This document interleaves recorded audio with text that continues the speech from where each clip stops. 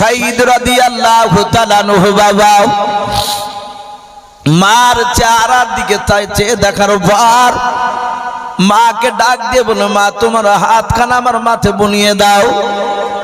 শহীদ রাদিয়াল্লাহু তাআলা আনহুর বাবা নিজের আপনার মার হাতখানা ধরে নিজের মাথায় দিয়ে বলে দিয়েছে, ও বাপজি ভাইরাও, সত্যি বাপ মা বাপজি পৃথিবীর মধ্যে বাপজি রহমত যাদের বেঁচে আছে তারা বড় ভাগ্যবান। আল্লাহ রসুলের বাপজি শহীদ তার মার হাতখানা ধরে মাথায় তুলে বলে, মা তুমি আমার জন্য একটু দোয়া করে দাও, যেন রাসূলুল্লাহর কলমার দাওয়াতটা যেন সঠিকভাবে যেন বাদশার কাছে যেন পৌঁছে দিয়ে আসতে পারে। শহীদের মা বাপজি দোয়া করে দিলেন। দোয়া করে দেওয়ার পর শহীদ বলে, মা তুমি আমার জন্য দোয়া করে দাও, আমি চলে যাচ্ছি। শহীদের মা বাপজি দোয়া করে দিলেন। দরজা খান থেকে বাপজি ঘোড়ায় চেপে বাবা নাই উঠে চেপে বাপজি আপনারা হাঁটতে শুরু করলেন হযরত শহীদ রাদিয়াল্লাহু তাআলা আনহু।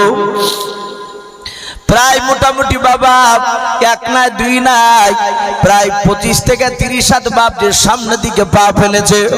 আর ওই সময় হযরত শহীদ রাদিয়াল্লাহু তাআলা আনহুর বাবা জনম দক্ষিণ মা পেছন দিক থেকে বাপজি ডাক নিয়েছে, ওরে বেটা শহীদ তুমি দাঁড়িয়ে যাও।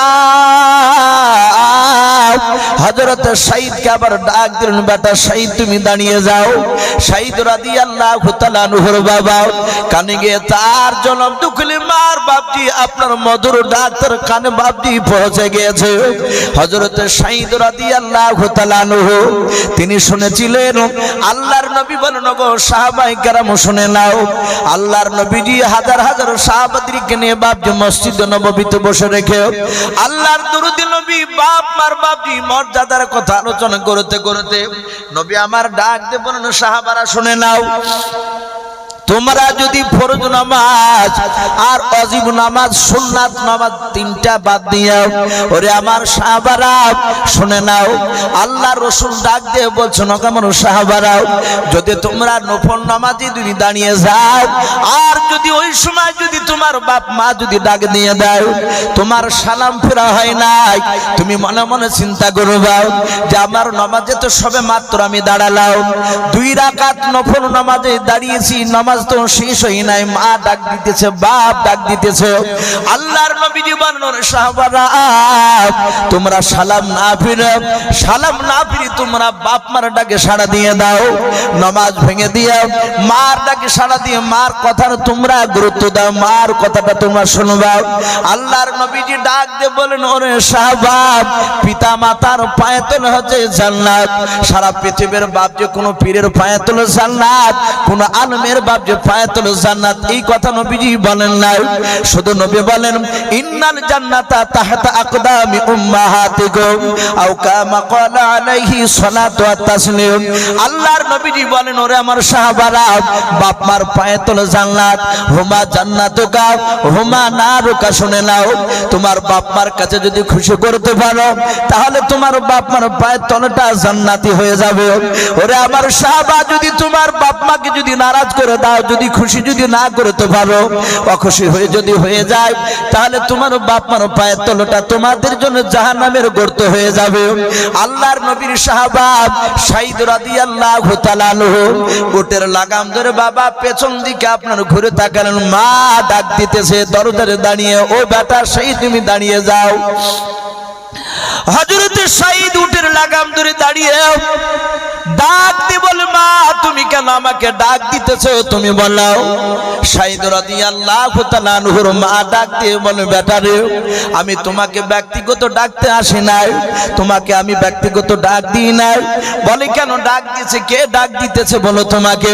শহীদ রাদিয়াল্লাহু তাআলা আনহু ডাক দিয়ে বলছেন তার মাকে, বলে মা কে তোমাকে ডাক দিতে বলেছে বলো। আওয়াজ দিয়ে বলে, ওরে বেটা তোমার বিবি আমাকে ডাক দিয়ে বলেছে মা আপনার সন্তান কি দেখতে পাওয়া যায়? বলে হ্যাঁ দেখতে পাওয়া যাচ্ছে, ওই তো সন্তান যে যাচ্ছে। ডাক দিয়ে বলেছিল, ও মা এখনই আল্লাহ আমাকে বেটা সন্তান দান করেছে, আপনার ছেলেকে একটু ঘুরে আসতে বলুন, জানি না আপনার ছেলে জিন্দা ফিরে আসবে কিনা। ওগো আমার মা আপনার ছেলেকে আসতে বলুন, একবারের মতো আমার কলিজা টুকরা সন্তানের খানে চেহারা খানে দেখে যান। আল্লাহর নবী জনাবে মুহাম্মদ রাসূলুল্লাহ সাল্লাল্লাহু তাআলা আলাইহি ওয়াসাল্লামের বাপজি সাহাবা সাঈদ বাবা দাঁড়িয়ে আছেন।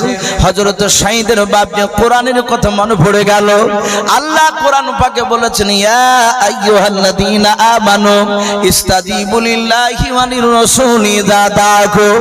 আমার আল্লাহ বলেন, ওরে বান্দারা শুনে নাও, আমার রাসূল যদি তোমাদেরকে যদি ডাক দিয়ে দেয়, ও আমার সাহাবারা আমার রাসূল যদি তোমাদেরকে ডাক দিয়ে দেয়, তোমরা যে অবস্থায় থাকো না কেন সে অবস্থাতেই তোমরা রাসূলুল্লাহর ডাকে তোমরা সাড়া দিয়ে দাও। বলুন সুবহানাল্লাহ।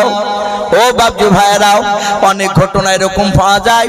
আল্লাহ রাসূলের সাহাবারা এমনকি বাবা খাবার খেতে খেতে নবীর ডাক পেয়েছে, দৌড়ে চলে গিয়েছে। শুধু তাই নয়, এমন বলা হয়েছে ফরজ গোসল বাপজি বানাতে গিয়েছে, এক বদনা পানি ঢেলেছে আর এক বদনা পানি ঢালতে যাবে রে বাবা। ওই সময় আওয়াজ দিয়েছে, কে কোথায় আছো? নবীর সাহাবারা আমার রাসূলকে বেঈমানেরা হত্যা করতে আসছে, তোমরা দৌড়ে এসো নবীকে বাঁচানোর জন্য। সাহাবা বাপজি ফরজ গোসল বাদ দিয়ে হযরত বাপজি হানজালা রাদিয়াল্লাহু তাআলা আনহুর নাম অনেকেই বাপজি শুনেছেন এই ঘটনা। হানজালা ফরজ গোসল পূর্ণাঙ্গ না করে দৌড়ে গিয়েছিল। ও বাপজি ভাইরাও, হানজালা রাদিয়াল্লাহু তাআলা আনহুর ব্যাপারে বাপজি হাদিসে পাওয়া যায়, আল্লাহ কোরআনে বলেন, ইয়া আইয়ুহাল্লাযীনা আমানু ইস্তাজিবু লিল্লাহি ওয়া লির রাসূলি ইযা দাআকুম। আল্লাহর নবী জনাবে মুহাম্মদ রাসূলুল্লাহ সাল্লাল্লাহু তাআলা আলাইহি ওয়াসাল্লাম, আল্লাহর নবী জনাবে মুহাম্মদ রাসূলুল্লাহ সাল্লাল্লাহু তাআলা আলাইহি ওয়াসাল্লামকে একটা বাপজি জিবরিলের মারফতে জানিয়ে দেওয়া হয়। আল্লাহর নবীজি সাহাবাদেরকে বলে দিয়েছিলেন, কিন্তু আল্লাহর রাসূল বাপজি নবীর সুন্নাত তরিকায় আল্লাহর নবীজি বলেছেন, ওগো আমার সাহাবায়ে কেরাম, কোন যুবক যদি তোমরা বিয়ে করে নাও, বিয়ে করার পর ও সাহাবারা শুনে নাও, তোমরা বিয়ে করার পর বিয়ে করার দিন থেকে নিয়ে পর 3 দিন পর্যন্ত শুনে নাও, তোমার রাসূল ডাক দিল তোমরা যাবে না। যারা বিয়ে করবে তাদের জন্য আমি রাসূলুল্লাহ পয়গম্বর তোমাদেরকে রুখসাত ছাড় দিয়ে দিলাম। এই শুনে নাও, তোমাদের বিয়ে হলে সেই দিন আমি যদি ডাকি আর আসবে না, পরের দিন আসবে না, তোমরা 3 দিন আসবে না, তোমাদের স্ত্রীকে নিয়ে আনন্দ করবা। এটা রাসূলুল্লাহ বলেছিলেন। হযরত বাপজি হানজালা রাদিয়াল্লাহু তাআলা আনহু তিনি বিয়ে করার পর সেই রাত্রি বাসর ঘরে হানজালা ফরজ গোসল বানাতে যাচ্ছে। ফজরের আজানের আগে বাপজি গোসল করা এটা অবশ্যই দরকার। যদি ফরজ গোসলে যদি প্রয়োজন হয়, অনেক মানুষরা আছে আমাদেরকে অনেকের সময় মশলা জিজ্ঞাসা করে, অনেক সময় জিজ্ঞাসা করে যে ফরজ গোসল আমার উপরে ফরজ গোসল হয়ে গিয়েছে, কিন্তু আমি গোসল করতে যাইনি, সকাল 10টার সময় গোসল করছি, এতে কোনো অসুবিধা আছে? এতে চরম গুনাহ বাপজি। আমার বিশ্ব রাসূলের সাহাবারা তাদের স্বামী স্ত্রীর সঙ্গে যদি কোনো গোপনীয় প্রয়োজন থাকলে ফরজ গোসল বাপজি ফজরের আজানের আগেই বাপজি তারা করে নিতে, জামাতে নামাজ পড়ার জন্য বাপজি সাহাবারা তৈরি হয়ে যেতে। হানজালার স্ত্রী বাপজি পানি দিয়েছে, হানজালাকে গোসল বানাচ্ছে, ডাক দিয়েছে, হানজালা বদনার পানিকে ফেলে দিয়ে বলছে, বিবি এখনই আমাকে ঘর থেকে তলোয়ার আর ঢাল নিয়ে এসে দাও। হানজালার স্ত্রী দৌড়ে গিয়ে তলোয়ার ঢাল নিয়ে এসে দিল। বলে, স্বামী যাচ্ছেন কোথায়? বলে, আমি রাসূলুল্লাহকে বেঈমানেরা মারতে এসেছে, ডাক এসেছে আমার কানে, আর দাঁড়ানো যাবে না, এক্ষুনি আমাকে দৌড়াতে হবে। হযরতে সাঈদের নয় হানজালার স্ত্রী ডাক দিয়ে বলেছিল, ওগো প্রাণের স্বামী, দিনের বেলায় ভালো করে আপনার দিকে চোখ তুলে ভালো করে দেখতে পাইনি, এখন তো বাপজি এখনকার ছেলে মেয়েদের বিয়ে হলে বাপজি আর তো দেখা দেখির কোনো লজ্জার কোনো ব্যাপারই নাই। ও বিয়ের গাড়িতে বাপজি যেতে যেতে বাপজি ও ঠাট্টারিকে চলছে অনেক।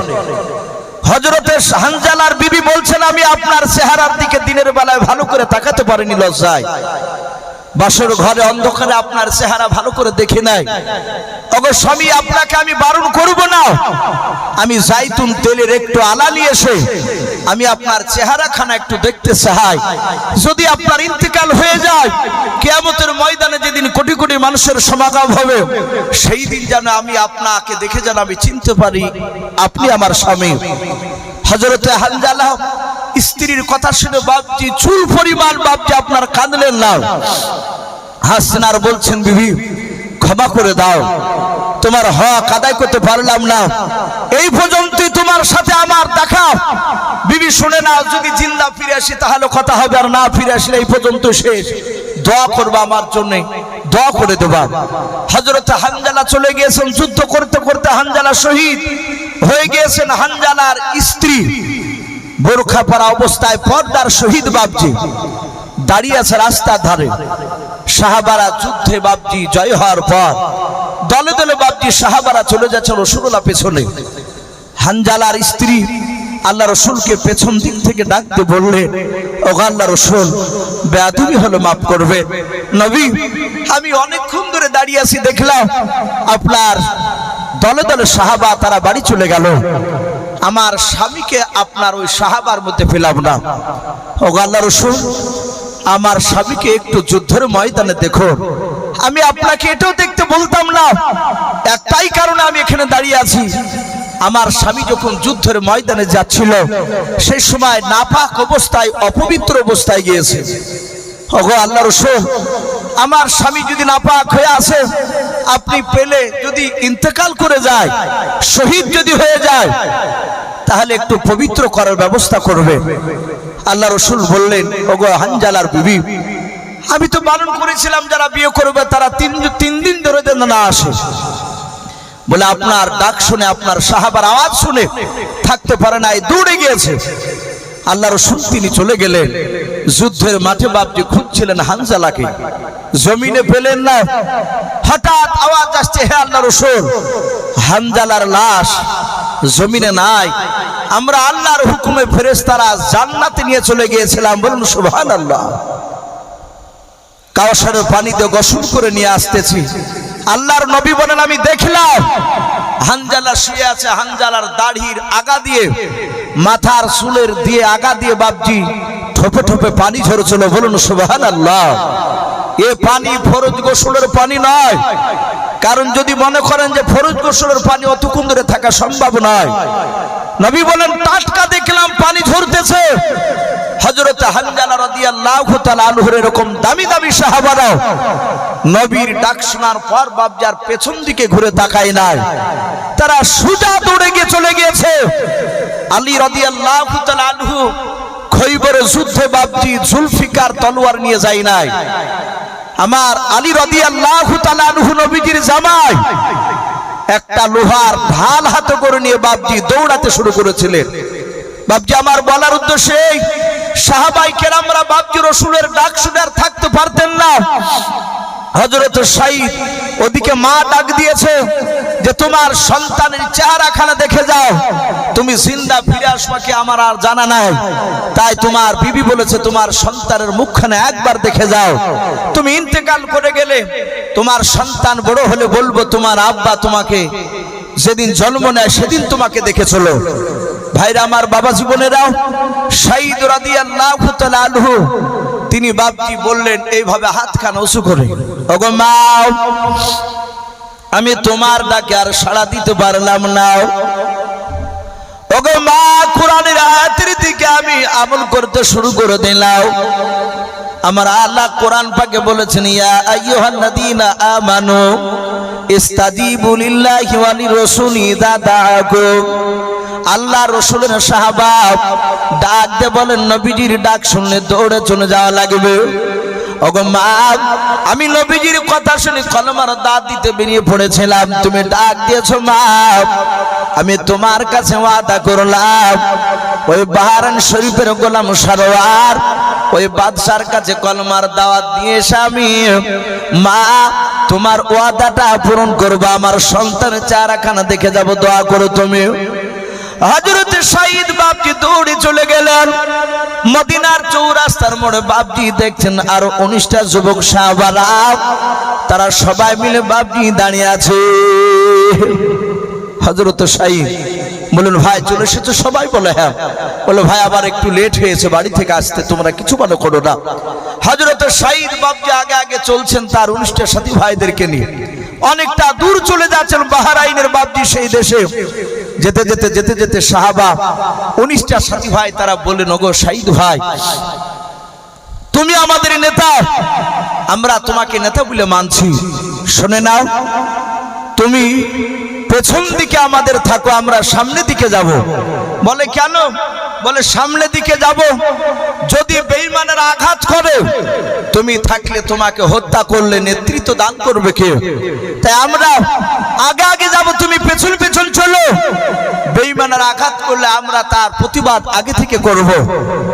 হযরত সাইদ রাদিয়াল্লাহু তাআলা আনহু তিনি ডাক দিয়ে বললেন যে শুনে নাও, আমার রাসূলুল্লাহকে দেখেছি নবী সাহাবাদেরকে নিয়ে গেলে নবী আগে আগে হাঁটতে, আমিও তোমাদের সামনে আমি আগে আগে হেঁটে যাব, রাসূলের একটা সুন্নাত জিন্দা করতে চাই। বলুন সুবহানাল্লাহ। বাপজি আমার সোনা লালেরা, আমাদের এলাকায় বাপজি আমাদের পাশে বসে আছে, আপনারা ওনাকে সকলেই চিনেন। হযরত মাওলানা মুফতি জুবাইর সাহেব দামাত বারকাতুহুম আলিয়া, আমো ওনাকে যথেষ্ট শ্রদ্ধা করি, ওনার কাছে না পড়লে শিক্ষক নজরে ওনাকে বাপ যাবো দেখে উনিও ভালোবাসেন। এলাকার মুর্শিদাবাদের প্রায় উলামারা বাপজি ওনাকে যথেষ্ট ভক্ত করে সম্মান দেয়। আমরা দেখতে পাই বড়রা কথা বললে ছোটরা সেখানে আর কথা বলতে চাই না। হযরত সাইদ বললে আমি নেতা, আমি আগে আগে হাঁটবো, আমি তোমাদেরকে আগে যেতে দিব না, রাসূলকে আগে যেতে দেখেছে, আমিও আগে আগে গিয়ে রাসূলের সুন্নাত জিন্দা করতে চাই। হযরত সাইদ বাপজি চলে গেলেন, একবার বাহরাইন শরীফে ঢুকবে, সেখানে একটা গেট পড়েছে, গেটে দেখছে গেটম্যান প্রায় 20 জন সেখানে লোক দাঁড়িয়ে আছে। হযরত সাইদ সামনে গিয়ে বলেছিল ভাই এটা কি বাহরাইন দেশে ঢোকার রাস্তা? বলে হ্যাঁ। বলে আমরা এই দেশের এই গেটের আমরা গেটম্যান। বলে বাড়ি কোথায় তোমাদের? বলে বাড়ি হচ্ছে আমাদের মদিনা শরীফে। বলে এই দেশের বাদশার নাম কি গোলাম সারোয়ার? বলে হ্যাঁ। আমরা ওরই তো পূজাও। বলে আমরা গোলাম সারোয়ারের কাছে একটু দেখা করতে চাই। ওরা ডাক দিয়ে বলল ওর সাথে দেখা করে তোমরা কি বলতে চাও সেটা আমাদের কি বললো। ডাক দিয়ে বলল আমরা তার কাছে কলমার দাওয়াত নিয়ে যাই, নিয়ে এসেছি কলমার দাওয়াত দিতে। বলে কলমা কি? ওরা জানেই না। বলে কলমা লা ইলাহা ইল্লাল্লাহু মুহাম্মাদুর রাসূলুল্লাহ সাল্লাল্লাহু তাআলা আলাইহি ওয়াসাল্লাম। জাহাজ বাপজি কলমা পড়েছে। আর ওই বাহরাইনের যে বাপজি গেটম্যান গোটাকুড়ি ছিল ওখানে, তাদের শরীরের লোমগুলো বাপজি সব খাড়া হয়ে গেছে। কলমা আল্লাহ এই শব্দটা বাপজি বেঈমানদের কাছে আতঙ্কিত হয়ে যায়, তারা ভয়ে থরথর করে কাঁপে।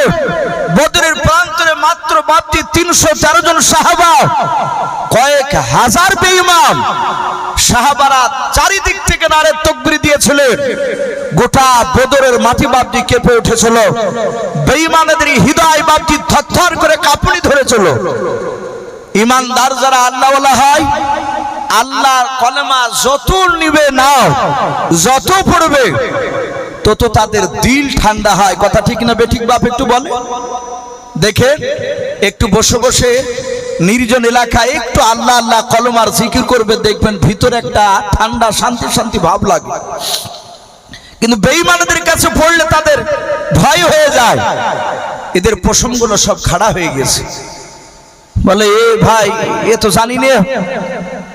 বলে শোনো, আমাদের বাদশার বিনা অনুমতিতে বাইরের দেশের মানুষকে প্রবেশ করা নিষেধ। বলে যা অনুমতি নিয়ে এসো, আমরা এখানে দাঁড়িয়ে আছি। এরা চলে গেল বাদশাহ দরবারে। বাদশাহ দরবারে শত শত মানুষ বেঈমানারা সব বসেছিল। গোলাম সারোয়ারকে বলল, বাদশাহ ওই মদিনা থেকে 20 জন যুবক এসেছে আপনার দেশে কলমার দাওয়াত নিয়ে। বলে কলমা কি জিনিস? বলে আমরাও জানি না। বলে আসতে বলবো কি? বলে যা ওদেরকে আসতে বল। সাইদ রাদিয়াল্লাহু তাআলা আনহু দাঁড়িয়ে আছেন, সাহাবারা পেছনে বাপজে দাঁড়িয়ে। গোলাম সারোয়ারের লোকেরা বলল, ভাই তোমাদেরকে যার অনুমতি দিয়েছে আমাদের বাদশাহ। হযরত সাইদ বাপকে চলে গেলেন, গোলাম সারোয়ার বাপজি দাঁড়িয়ে রাজ দরবারের সিংহাসনে বসাও। সাইদ দাঁড়িয়ে গেলেন, ডাক দে বলল, ভাই যুবক তোমার নাম কি? সাইদ বলল, ভাই ও বাদশাহ নামদার, আমার নাম সাইদ। বলে তোমরা 20 জন এসেছো? বলে হ্যাঁ। বলে আমার সঙ্গে কে কথা ভালো করে বলবে বলাও। সাইদ বলেছিল, বাদশাহ এই 20 জন সাহাবার মধ্যে থেকে শুনে নাও, আমি নেতা, নবীজি নেতা করে বানিয়েছে আমাকে। আমি তোমার দরবারে কথা বলবো, আমার 19টা সাথী ভাইয়ের আর কেউ কথা বলবে না। বলে কেন এসেছো? বলে কলমার দাওয়াত নিয়ে। বলে কলমা কি জিনিস? বলে কলমা লা ইলাহা ইল্লাল্লাহু মুহাম্মাদুর রাসূলুল্লাহ সাল্লাল্লাহু তাআলা আলাইহি ওয়াসাল্লাম। যাহাতে কলমা শুনলেন আর বাদশাহ সারোয়ারের প্রসঙ্গগুলো বাপজে খাড়া হয়ে গেল। ওর দরবারে শত বেঈমানরা ছিল, তার বাপজি প্রজারা সবাই বাপজে আপনার আতঙ্কিত হয়ে গেল। গোলাম সারোয়ার ডাক দিয়ে বলেছিল, ভাই এ পড়ে কি লাভ হবে? মোল্লাও ডাক দিয়ে বলেছিল, ভাই এই কলমা যদি তুমি পড়ে নাও, মহব্বতে যদি পড়ে নাও, তাহলে তোমার পূর্বেকার জীবনের গুনাহ আমার আল্লাহ মাফ করে দেবে। বলে রাসূলের সুন্নাত অনুযায়ী চলতে হবে, আর আপনার বাপ দাদার ধর্মকে ত্যাগ করতে হবে। এই যাহাতে বাপজি বলেছে বাপ দাদার ধর্মকে বাতিল করতে হবে। আর গোলাম সারোয়ারের চোখ দুটো কুখের মতো লাল হয়ে গেল। ডাক দিয়ে বলে, সাইদ, বলে আমার দেশে এসে আমার বাপ দাদার বিরুদ্ধে কথা বলাও? বলে বাঁচতে যদি চাস এক্ষুনি রাসূলুল্লাহর কলমা ছেড়ে দে, ছেড়ে দে কলমা। সাইদ মুচকে মুচকে হাসছে আর বলছে, বাদশাহ না, আমরা ছাড়ার বান্দা নয়, আমরা রাসূলকে কলিজার ভিতরে জায়গা দিয়ে দিয়েছি, আমরা রাসূলকে ছাড়বো না। সারোয়ার বলল, আমি গোলাম সারোয়ার, আমি জবান দিয়ে যেটা বের করি সেটা বাস্তবে পরিণত করে দেখায়। কলমা যদি আমার সামনে না ছাড়িস তোরাও, আগামীকাল সকাল 10টার সময় ফাঁসির মঞ্চে তুলে হাজার হাজার আমার প্রজাদের সামনে তোদের 20 জনাকে এক এক করে জবাই করব। বল রাজি আছিস কি? বল। জীবন যদি বাঁচাতে চাস তাহলে এক্ষুনি অস্বীকার কর তোদের নবীকে। সাইদ চিৎকার করে বলল, জীবন দিতে রাজি আছি, রাসূলকে ছাড়তে রাজি নয়। বাপজি আমার সোনা লালেরা, গোলাম সারোয়ার তার প্রজাদেরকে বলে, ধর এদেরকে, বেদরা ঘরের ভিতরে পালাতে না পারে। 20 জন সাথী ভাইকে ধরে নিয়ে গিয়ে জেলখানায় বাপজি বন্দী করে দিল ঘরের ভিতরে। হাত পা দড়ি দিয়ে বেঁধে রেখেছে যেন পালিয়ে না যায়। সারোয়ার বলল, আমার দেশের সব নাগরিককে জানিয়ে দাও, ঢোল ডাঙ্গা বাজিয়ে দাও, আগামীকাল সকাল 10টার আগে যেন অমুক ময়দানে আমার প্রজারা সব হাজির হয়ে যায়। তাদের সামনে আমরা এদেরকে এক এক করে জবাই করবো আর হাত তালি মেরে মেরে আনন্দ করব। বাপজি আমার সোনা লালেরা, আপনারা সকলেই জানেন মায়ানমার, অনেকে মিয়ানমারও বলি আমরা, ওখানে মুসলমানদেরকে বাপজি তাজা ধরে বাপজি আগুন দিয়ে পুড়িয়েছে, তাজা জিন্দা অবস্থায় বাপজি চামড়া ছাড়িয়ে নিয়েছে। এই যে হালি বাপজি ইসরায়েল এই জানোয়ার তারা আপনার ফিলিস্তিনের মুসলমানকে বাপজি মারছিল। বেশ কিছুদিন আগে বাপজি যুদ্ধ তারা বলেছে যে আমরা এখন আর করব না। ইসরায়েল চুক্তিতে বাপজি সহি করেছে, এটা অনেকে শুনেছে। তার মধ্যে বাপজি সময় সময় বাপজি তারা আক্রমণ করছে। রসুলের জামানায় বেঈমান ইহুদিদের তাদের জবান খেলাপ করা ছিল অভ্যাস। এই ইসরায়েল এরাও ইহুদি, এরাও বাপজি বলছে যে মারবো না, আবার ঠিক গোপনে গিয়ে বাপজি মারি দিয়ে চলে আসছে। এটা ইহুদিদের বদ অভ্যাস। তো বাপজি আমার সোনা লালেরা, তারা মুসলমানকে মারছে, ওরা আনন্দ পাচ্ছে। একটা ফিলিস্তিনের বাপজি একটা ছেলেকে ধরে নিয়ে গিয়েছে, ইসরায়েল ইহুদিদের ক্যাম্পে ভরে রেখেছে। ছেলেটা জানালা দিয়ে বাপজি চিৎকার করে ডাকছে, আব্বা আমি এখানে আছি, এরা আমাকে মারছে। ছেলেটার বাপকে বলছেন যে আমার সন্তানকে ফিরিয়ে দেন। বললো তোমার সন্তানের নাম কি? বলে আমার সন্তানের নাম অমুক। বললো বয়স কত? বলো বয়স হচ্ছে 9 বছর। ছেলেটার বাপ বলছে আমি দেখতে পাচ্ছি ছেলের আর্তনাদ, কান্নার আওয়াজ।